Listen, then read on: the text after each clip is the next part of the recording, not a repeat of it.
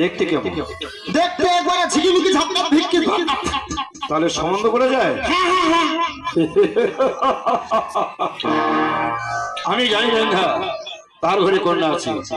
আর বিড়ম্বনা করে এই মুহূর্তে আমরা সূর্য গরিবের বাড়িতে পদার্পণ করি। কি হলো লেখা? বাবরে সদকট্ট খালি বেহানা আর ফাল বেটা দেখতে বলে ভালো তাড়াতাড়ি চলো। আরে তুমি তো ভালো বললে। সদাগর বসে ইয় জগতে কাকে বন্ধ বলবেন? কেন? আকাশে চন্দ্র সূর্য আছে, তাদের গায়েও কিন্তু কালিয়া রয়েছে। তো আমরা তো সাধারণ মানুষ, মেয়েটা দেখতে শুনতে খুব ভালো, শুধু একটু খালি কিন্তু রয়েছে। কিন্তু আছে ওটা নিচে পড়ে গেছে, সমান্ধ করে যাবে। আরে কেমন কিন্তুটা পড়ছে? ওটা আপনি শুনলেন? অবশ্যই। সদাগর মশাই, আমরা তো সেই চম্পক থেকে এই পূর্ব শহরে এসেছি, তাই এখানকার মানুষ তো আমাদেরকে সেরকম চিনে না। না, এখানে যদি এখানকার মানুষের নিন্দা করি তারা আমাদেরকে মন্দ বলবে। হ্যাঁ, আমাদের সবাই খারাপ বলবে। হ্যাঁ, তাই আপনাকে আর কথা বলে বোঝাতে চাই না। কি করে বুঝাবে? ছোট্ট একটা টেলারের মাধ্যমে বুঝিয়ে দেবো। টেলার যে আমাকে দেখিয়ে দিবে? হ্যাঁ, আমাকে শুধু লক্ষ্য করতে হবে।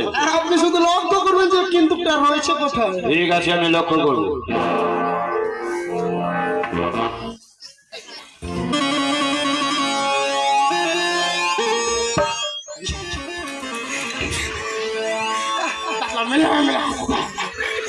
বেশি দাম মেলাম না, মশা ঢুকিবে। এইটা মনে হচ্ছে হামলা। হামলা এইখানে হচ্ছে মোর ভাত উঠা বেলচা, মাথার বাড়ি খাবো রে।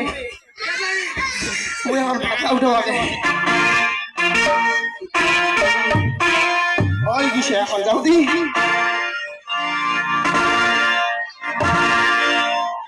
সদাগর মশাই, আপনি একটু লক্ষ্য করবেন যে ডিস্টার্বটা কোথায় হয়েছে। আপনার বৌমা কিন্তু রান্নাঘর থেকে আপনাকে খাবার দিতে যাচ্ছে। ঠিক আছে, আমি লক্ষ্য করবো।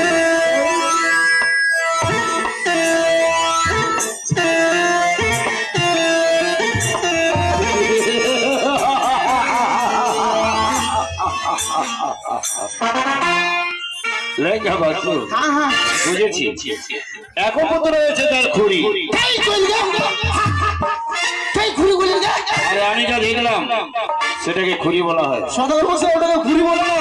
কি বলে? ওইটাকে বলে পেট ঠেঙ্গানি। আরে সেটাকে তো খুঁড়ি বলা হয়। লেখা বাচ্চু, এই কন্যা দিয়ে যদি আমার পুত্রকে বিয়ে দিতে চাই, মন্দ বলি তো আমার এই দেশের জাতি ভাই। মস্তকে ঠেকিল চাল হয়ে যেত, না হলো ভাল। জীবনা পুত্রের এই বিবাহ আমি দেশে ফিরে যাব। আমার ছেলের জন্য আমি 100 নারী দাসী করে রাখবো। এই কন্যা যে আমার লক্ষ্মীপুরকে বিয়ে দেবো না।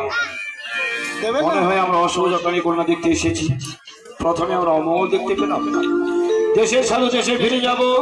শুভ দিন শুভ লগ্ন দেখে আবার আমরা কন্যা দেখতে আসবো। আপনি কোথায় যাবেন যান, আমি যেতে পারবো না। কি হলো তোমার লেখা?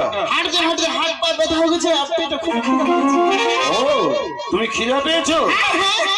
সত্যি বলেছো লেখা। পথ চলতে চলতে আমরা ক্লান্ত হয়েছি, আমিও খিদা পেয়েছি, কিন্তু কোথায় বিশ্রাম করে আমি তো জায়গা দেখতে পাচ্ছি না। সদাগর মশাই, ওইদিকে দেখুন তো কি একটা দেখা যাচ্ছে। ও, বিশাল একটি বট বৃক্ষ, কি সুন্দর ছায়া ধরে আছে। তার পাশে একটি সরোবর দেখা যাচ্ছে। চলো লেঙ্গা, ওই সরোবরে স্নান করে বট গাছে নিচে বিশ্রাম করে কিছু জলযোগ করে আবার আমরা দেশে যাত্রা করি। জয় শিব শম্ভু, জয় শিব শম্ভু। জয় শিব শম্ভু।